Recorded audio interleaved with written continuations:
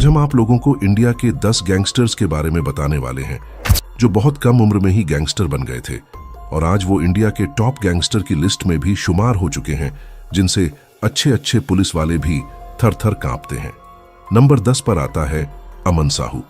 ये आज झारखंड के टॉप गैंगस्टर में से एक है जो बहुत कम उम्र में गैंगस्टर बन गया था। ये चोरी, डकैती, लूटमार, मनी लॉन्ड्री, मर्डर जैसे क्राइम अंजाम दे चुका है और कई बार ये पुलिस को भी चकमा दे चुका है। कहा जाता है कि इसके गैंग का कोई भी मेंबर अगर इसको धोखा देता था तो ये उसको बहुत बेरहमी से चाकू से धीरे धीरे कूद कूद कर मारता था। लेकिन इसी के एक दोस्त ने इसको घूमने ले जाने के बहाने से पुलिस से पकड़वा दिया। अभी फिलहाल पुलिस ने इसे अरेस्ट कर लिया है और मैं आपको बता दूं ये झारखंड जेल में बंद है, लेकिन ये जेल में भी रहकर अपने काले कारनामे को अंजाम दे रहे हैं। मुझे आमतौर पर चोरी और मार पिटाई में सबसे ज्यादा आगे रहता है और इसके ग्रुप में कई गैंगस्टर और शार्प शूटर भी हैं। नंबर 9 पर आता है अदू डिफॉल्टर। आप सभी ने इस अदू की वीडियो को कभी ना कभी तो अपने सोशल मीडिया प्लेटफॉर्म पर जरूर देखा ही होगा। जब भी ये कोर्ट में पेशी के लिए हाजिर होता है तब इसके फैंस और दोस्त इसके छोटी छोटी क्लिप बना लेते हैं जो कि सोशल मीडिया पर बहुत ही ज्यादा वायरल होता है। ये फिलहाल अभी बंद है ऐसा बताया जा रहा है, लेकिन मैं आपको बता दूं ये सिर्फ 16 से 17 साल का है, क्योंकि ये नाबालिग है इसीलिए पुलिस ने इसको फिलहाल के लिए छोड़ दिया है। मगर इसके ऊपर अभी भी मर्डर का केस चल रहा है। कहा जाता है कि अदू डिफॉल्टर बहुत ही गलत राह पर चल पड़ा है, जहां पर ये शराब गुटखा जैसी नशीली पदार्थ का भी सेवन करने लगा है। नंबर 8 पर आते हैं कुलिश राजपूत।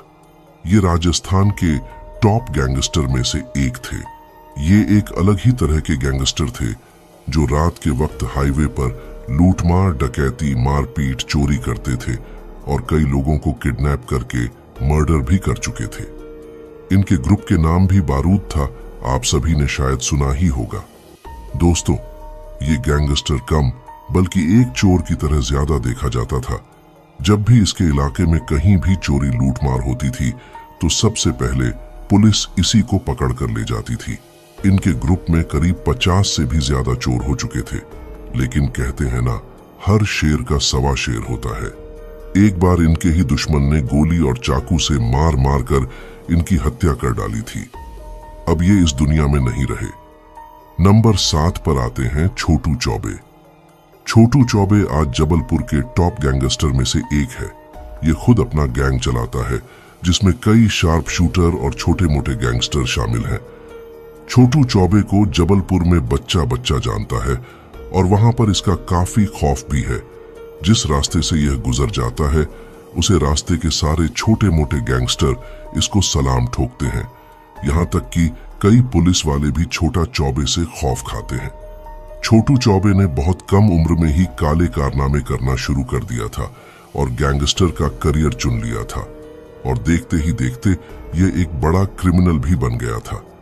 छोटू चौबे ने अब तक कई लोगों का मर्डर, लूटमार, डकैती, मारपीट कर चुका है और मैं आपको बता दूं कि कई बार पुलिस को भी चकमा दे चुका है।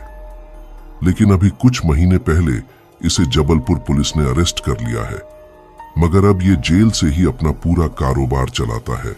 नंबर 6 पर आते हैं सलमान लाला। सलमान लाला जो इंदौर का रहने वाला है और सलमान लाला ने अब तक 33 से भी ज्यादा अपराध कर चुका है। इसमें हर तरह के अपराध शामिल है। रंगदारी वसूलना, चोरी, डकैती, मर्डर, जमीन हड़पने जैसे मामले शामिल है। सलमान लाला के ऊपर न जाने कितने केस दर्ज हो चुके हैं, मगर कोई सा भी केस कोर्ट में जाकर साबित नहीं हो पाता है, क्योंकि जब भी कोई गवाह गवाही देने जाता है तो वो गायब हो जाता है या फिर वो मारा जाता है। ये अभी इंदौर के टॉप गैंगस्टर की लिस्ट में भी शुमार हो चुका है और सलमान लाला की फैन फॉलोइंग भी काफी तगड़ी है। सलमान लाला को काफी लोग पसंद भी करते हैं। तो आइए हम नजर डालते हैं कि यह अभी है कहां। तो मैं आपको बता दूं, सलमान लाला अभी फिलहाल जेल से बाहर है, क्योंकि इसने अभी तक कई बार जेल की हवा खाई है और इसके ऊपर कई केस अभी भी दर्ज हैं, जिसकी वजह से यह काफी छुप छुप कर रहता है। इसको हमेशा यह डर बना रहता है कि इसके दुश्मन कभी भी आकर इसको मार सकते हैं। नंबर 5 पर आते हैं देवेंद्र बम्बिहा। देवेंद्र बम्बिहा पंजाब के टॉप गैंगस्टर में से एक है और मैं आपको बता दूं, ये अपने स्कूल टाइम से ही इस फील्ड में आ गया था, लेकिन इनका रीजन आने का कुछ और ही था। देवेंद्र बम्बिहा को गलत इल्जाम में फंसाया गया था, जिसकी वजह से देवेंद्र बम्बिहा ने गैंगस्टर का करियर चुन लिया और देखते ही देखते वह बम्बिहा ग्रुप का डॉन बन गया। और जिन लोगों ने इसको गलत इल्जाम में फंसाया था, इसने उन सबको मार दिया। देवेंद्र बम्बिहा ने अब तक कई मर्डर, लूटमार, डकैती कर चुका है और इसके ग्रुप में करीब 50 से 70 शार्प शूटर भी थे, जिसमें एक से बढ़कर एक आप लोगों को देखने को मिलेंगे। उस समय कहा जाता था कि बम्बिहा गैंग के शूटर का निशान कभी नहीं छुपता है। चील की निगाह और बम्बिहा गैंग के शूटर कभी भी खाली हाथ वापस नहीं आते थे। लेकिन मैं आपको बता दूं, गैंगस्टर का करियर ज्यादा दिन का नहीं होता। साल 2016 में पंजाब पुलिस ने इस देवेंद्र बम्बिहा का एनकाउंटर कर दिया था। अब वो हमारे बीच नहीं रहे। नंबर 4 पर आते हैं सूखा कालवा। सूखा कालवा का तो आप लोग जानते ही होंगे। ये पंजाब के सबसे कम उम्र के गैंगस्टर में से एक थे और साथ ही साथ ये पंजाब के टॉप 10 गैंगस्टर में भी इनका नाम शामिल हो चुका था। पंजाब के भटके हुए युवा इसको अपना रोल मॉडल मानते थे। सूखा कालवा कई बार नशीली पदार्थ का तस्करी करते हुए भी पकड़ा गया था, लेकिन सबूत न मिलने की वजह से इसको जेल से बरी कर दिया गया था। इन्होंने बहुत कम समय में बहुत सारा नाम, फैम और पैसा भी कमा लिया था। सूखा कालवा ने ना जाने अब तक कई मर्डर, लूटमार, डकैती और ना जाने कितने खतरनाक कानूनी अपराध कर चुके हैं। इसने जितना भी गुनाह किया था वो सरेआम सबके सामने किया था, लेकिन इसका खौफ इतना ज्यादा था कि लोग गवाही देने से डरते थे और जो गवाही देने जाते थे या तो वो मारे जाते थे या तो गायब हो जाते थे। कई बार पुलिस के एनकाउंटर से भी ये बच चुके हैं। कहा जाता है कि एनकाउंटर से ये इसलिए बच जाता था क्योंकि इसके ऊपर बहुत बड़े बड़े पॉलिटिशियंस का हाथ था। सूखा कालवा के ऊपर आज कई लाइफ स्टोरी, बायोग्राफी जैसे वीडियो अपलोड हो चुके हैं। लेकिन मैं आपको बता दूं, सूखा कालवा को ही एक दोस्त ने इसी के दुश्मनों से मिलकर गोली मारकर हत्या करा दी थी। नंबर 3 पर आते हैं नीरज भवाना। नीरज भवाना को दिल्ली का दाऊद इब्राहिम कहा जाता है। एक समय था जब लोग इसका नाम सुनकर थार थार कपते थे। पुलिस भी इसके इलाके में जाने से डरती थी। ये बड़े बड़े व्यापारियों से रंगदारी वसूलता था और रंगदारी न मिलने पर वो उन व्यापारियों को मौत के घाट उतार देता था। इसका खौफ इतना था कि इसके एक फोन कॉल घूमने से करोड़ों रुपए की रंगदारी इसकी जेब में आ जाती थी।